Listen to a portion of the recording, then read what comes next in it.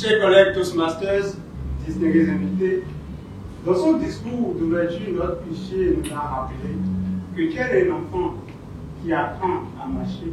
Nous venons à Toastmasters International pour apprendre à naviguer sur l'océan de l'art de la prise de parole en public et du leadership.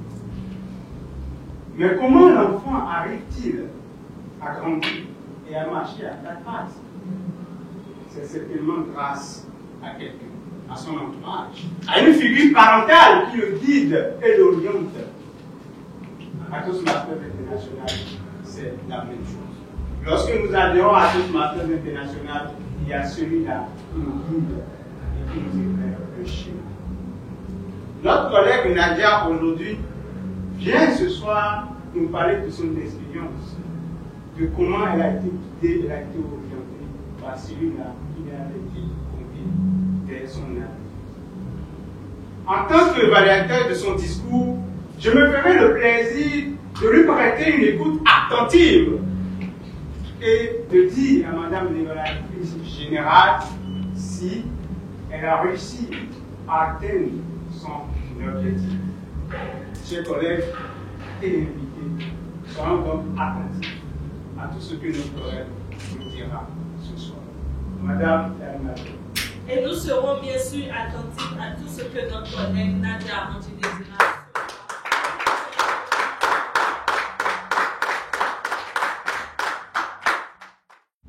Distingués Toastmasters, il y a quelques années, j'ai eu l'opportunité de participer à un programme de formation, le Young African Leaders Initiative, le YALI. Dans son approche, le programme prévoyait systématiquement de mettre en relation un mentoré avec un mentor de profil expérimenté et dont le parcours cadrait dans une grande mesure avec le projet d'entreprise soumis par le mentoré. Grâce à cette formation, j'ai eu la chance de vivre une expérience extra-professionnelle marquante et très intéressante. En effet, je portais un projet social, le projet d'accompagner des jeunes filles qui n'avaient pas eu la chance d'être scolarisées, mais qui étaient désireuses d'apprendre un métier, mais également celles qui avaient eu une éducation d'ordre général à travers de la formation, du renforcement de leurs compétences entrepreneuriales et aussi un accompagnement pour leur faciliter l'accès à la mobilisation de ressources minimales. J'ai eu l'opportunité de travailler avec un professeur, une charmante dame. J'étais pleine d'enthousiasme pour réaliser mon projet, bien entendu. Mais j'étais confrontée à plusieurs incertitudes. Parce que je n'arrivais pas à trouver le modèle économique qui me permettrait de concilier mon statut d'employé avec les impératifs de rentabilité, de pérennité d'un projet. Donc c'est dans cela que mon mentor a été un excellent guide. Cette dame, dans toute sa vénusté, a su m'orienter, elle a su me donner des conseils pratiques et elle m'a permis de revoir la conception que j'avais de mon projet. À travers ces conseils avisés et bénéfiques, qui étaient motivés et s'appuyaient sur son expérience en tant que professeur, en tant que personne ressource ayant conduit un projet similaire et en tant qu'investisseur, m'ont permis d'envisager le projet dans une dimension autre. À titre d'exemple, son appui en tant que mentor m'a permis de réaliser mon projet en tant qu'intrapreneur au sein de l'entité où j'exerçais déjà, tirant parti de ressources déjà disponibles. Et cela m'a permis de ne pas avoir tout affronté toute seule. J'avoue que ce n'était pas simple, mais elle était toujours présente. Et je rappelle que mon mentor n'était pas là pour imposer ses idées. Loin de là. Elle avait cette approche-là qui me permettait de savoir me poser les bonnes questions. À travers une approche que je juge assez éclairée, elle a su orienter mon processus de décision. Elle a su m'inciter à passer à l'initiative et à découvrir les solutions appropriées. C'était une expérience qui m'a permis de revoir mon approche du mentorat. Car avant ce parcours de formation, j'assimilais le mentorat au coaching. Et vous savez un peu tous aujourd'hui, on parle de coaching. Aujourd'hui, on a les coachs matrimoniaux, les coachs sportifs, les coachs en développement personnel, etc. Mais le mentorat, c'est différent. Le mentorat, c'est cette approche-là qui permet d'avoir un espace au sein duquel le mentoré peut pleinement s'épanouir, au sein duquel le mentoré n'a pas peur d'échouer. L'une des leçons fondamentales que mon parcours m'a également permis d'apprendre, c'est qu'en tant que mentoré, il est très important d'avoir un sens de l'écoute active et de cultiver un sens de la bienveillance. Le bon mentor, ce n'est pas celui-là qui impose ses idées. Le bon mentor, ce n'est pas celui-là qui donne des directives ou dit à son mentoré comment il devrait faire les choses. Le bon mentor, c'est celui-là qui sait accompagner son mentor, son tutoré, qui sait lui ouvrir des portes et qui sait également donner la place aux autres pour grandir, pour s'épanouir.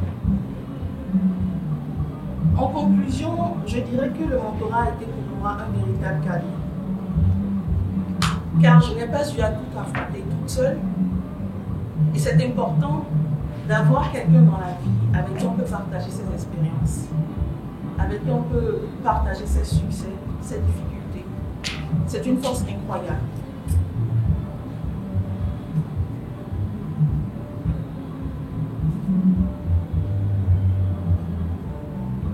La différence avec le projet Toastmasters, c'est qu'il nous offre l'opportunité non seulement d'être mentoré, mais également d'être un mentor. Il nous offre cet espace collaboratif au sein duquel nous pouvons nous permettre d'échouer, nous pouvons nous permettre de prendre des risques, de partager. L'expérience de mentorat a été pour moi très enrichissante, aussi bien avec le parcours de formation en IALI qu'avec mon parcours au sein du Toastmasters.